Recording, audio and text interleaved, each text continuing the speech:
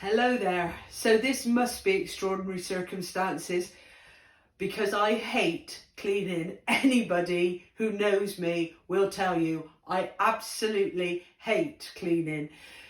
So for me to be here in the works kitchen canteen area to demonstrate to you how to clean your leather and cowhide bags with the COVID-19 circumstances in mind is a little bit alien to me.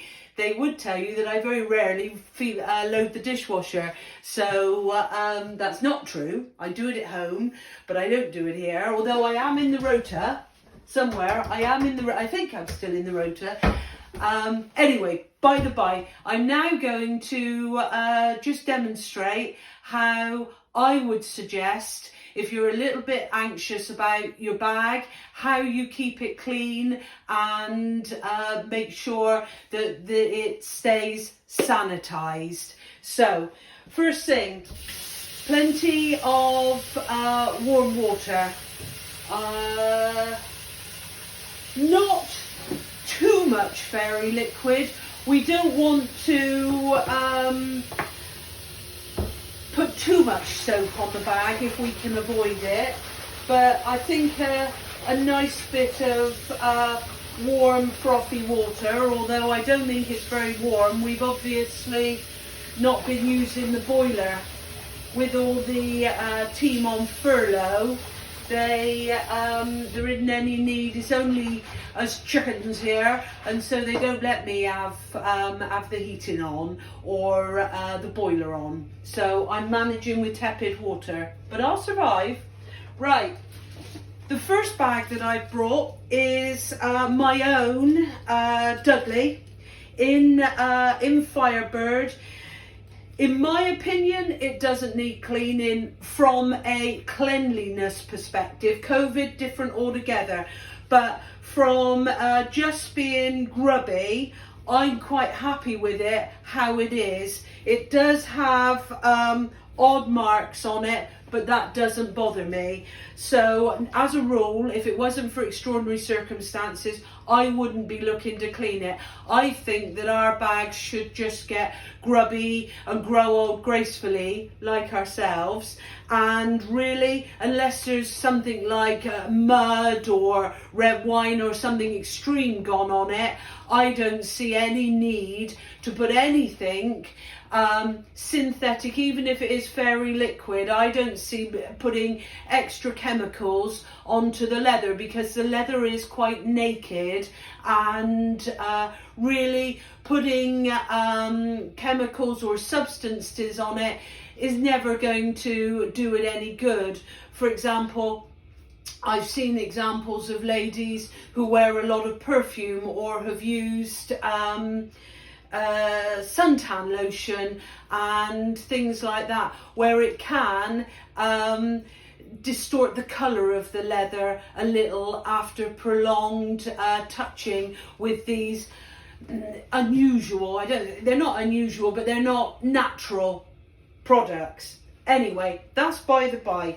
What I'm showing you is how we're going to make sure that there's no I don't know, is it called infection? I don't know what it's called. But anyway, so we've got a little bit of warm soapy water here, and all I'm doing is essentially squeezing it out, and then I would suggest places where you're going to be holding it and handling the bag frequently, that you do no more than just a bloody good rub down.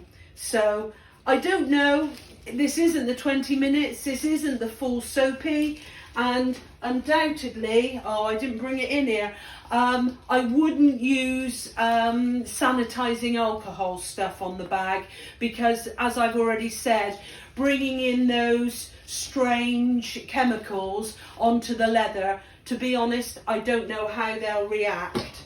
And again, more soap. And for me, anywhere where you feel you're going to be touching it,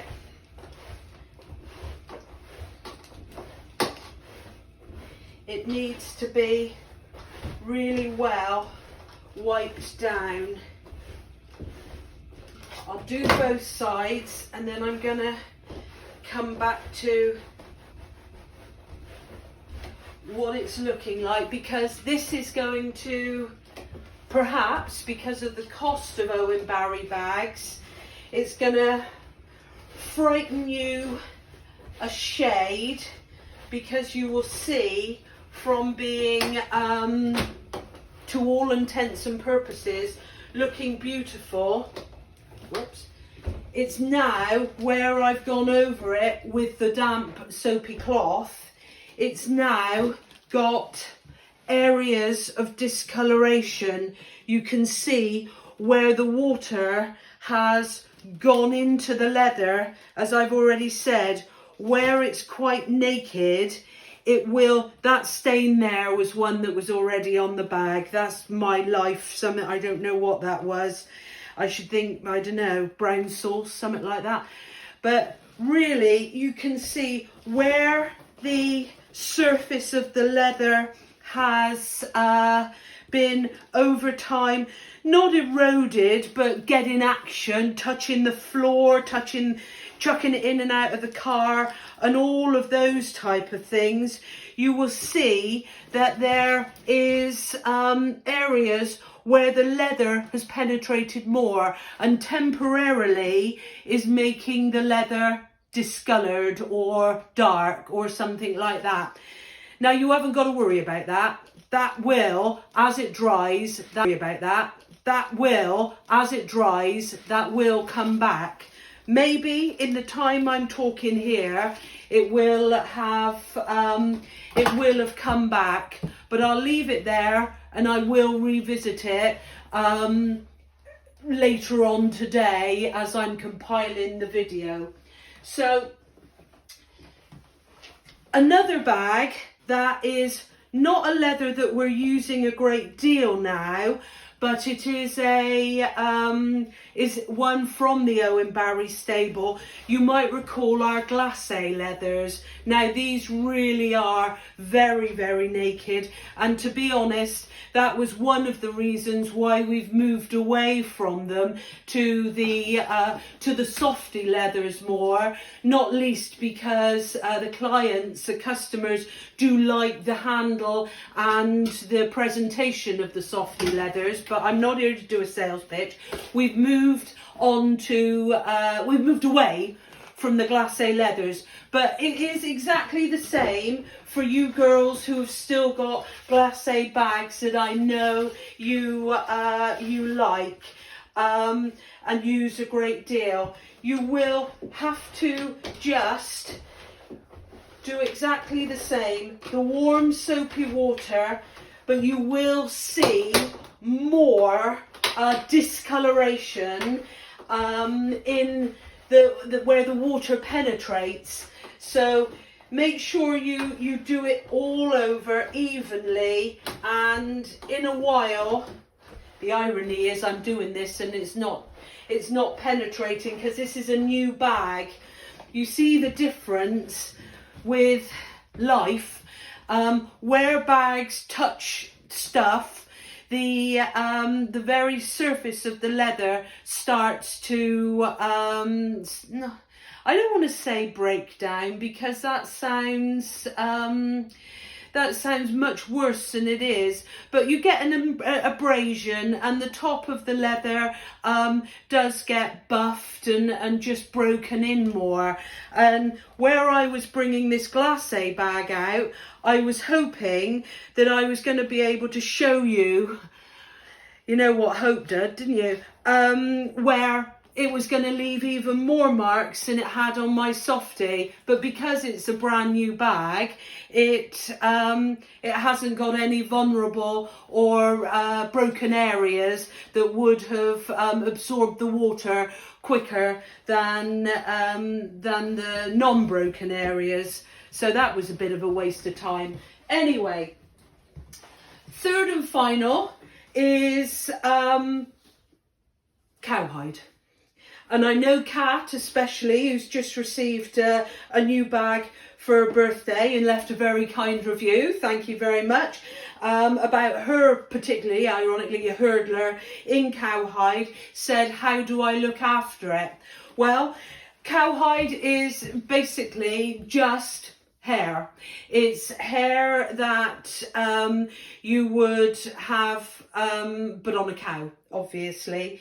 So it really has, like all leather, got its own inherent repellent to dirt, and it doesn't need a lot of caring for. But if something did go on to cowhide, you've got two things. If it goes on there and it sticks and it dries into the cowhide, or is on the cowhide and it's clumpy, like mud, for example. The obvious other ones are sort of any foods or anything like that. Unless it's very strong colours, it is easier in some ways to let it dry and then comb it off. I mean, this is an animal, a dog comb that we use here in the factory. To be honest, your own hair comb or a hairbrush, anything like that. And again, I'm using a new bag, so it's difficult to demonstrate, but I hope you can imagine if there was a clump of something ugly on there, you could just comb it out. Now, if it had left residue on the hair, or if you just want to give the hair a freshen up, we really are back to the same mild, soft, soapy water. I mean, it does have to be something like a fairy or a nice, soft Johnson's baby shampoo, obviously. I mean, that's so mild. It's just anything that's not biological or anything like that. It's just got to be basically pure soap. Or, of course, you could just have a bar of soap and make that froth up and use that. And again, it is just a case of going over it with a damp cloth. And again, round the handles in this instance. You can see I'm professional at this, but you can see, so it's just dampening the hair as if it was the hair on your head. And all you're doing is just cleaning off any residue dirt. If perchance in either situation there was a ugly stain, I would use perhaps a tiny bit of raw fairy or something like that, and we'll go on the white bit, and you can see there where I'm really making that froth up. Now, it will go and it will need rinsing away, and when it goes, it would hopefully take the stain. If it was blackcurrant or red wine or anything like that, it would take the stain with it. And what I would say in this instance is never concentrate on one area particularly, always spread it more. So don't just concentrate on that area or potentially this area here. Not that this is going anywhere, it's been too long impregnated into the skin, but try not to just concentrate on that, because you will potentially find that you're taking the colour out of just one area. So wherever you're working on it, you want to spread the water, spread the soap, spread it out all over, so there's no one area that becomes discoloured or bleached or anything with the proprietary stuff that you've used. So that proves how long I've been talking, because already you can see there, where I've touched it again with wet hands, it's all but dried back already, and you can see that the bag, with the exception of my inherent stain, is all but dried back. So where there were those ugly black blotches caused by the water, no problem at all. They've near enough faded and dried back. Yeah, so I will just go back to this one, but all you've got to do really is just keep rinsing it, ideally with clear water, not with soapy water. Try not to drench anything. Try not to absolutely saturate it, not least because of obviously all the linings and stuff inside. But again, it's British cotton twill lining, so it shouldn't go anywhere. Nothing should be, it should just respond to a wipe down and a wash, really. So there shouldn't be anything that would go drastically wrong. Yeah, I think that's about it. I'm sure there might well be questions, and please, what I'm talking about is Owen Barry bags. I can only vouch for Owen Barry and the calibre of leather and cowhide that we use. Suede, nearly forgot. Don't do suede. You can't wash suede. There's no way. You've just got to check on the website.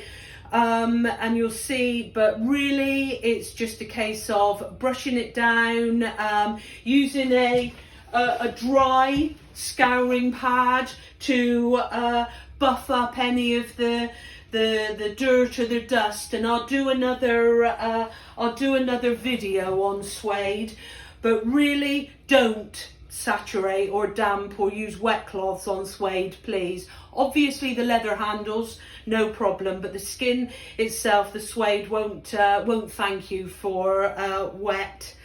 What else do I need to tell you? I think I've covered everything. Yeah, I can't think of anything other than obviously stay safe, folks.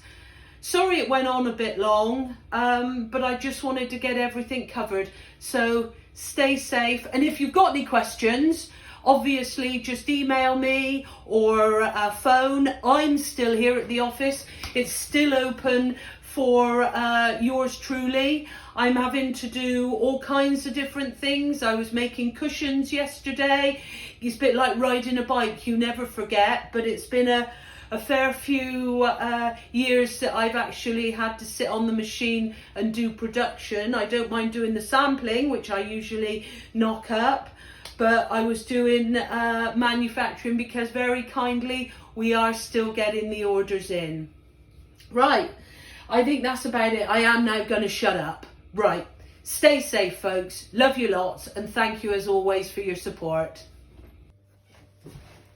I know you think you can't get rid of me, but in the time I've been watching the playback, which is bloody long, I grant you, but in the time I've been watching the playback, this bag has completely now dried out. And I just wanted to show you how, with the exception of my brown sauce stain, how now where it was saturated with water and showing dark, it has completely dried out, folks. So don't worry, the leather that we use, as long as you do it like I say, will be absolutely fine. I just wanted to prove to you that I don't always talk a load of hooey. Thanks then.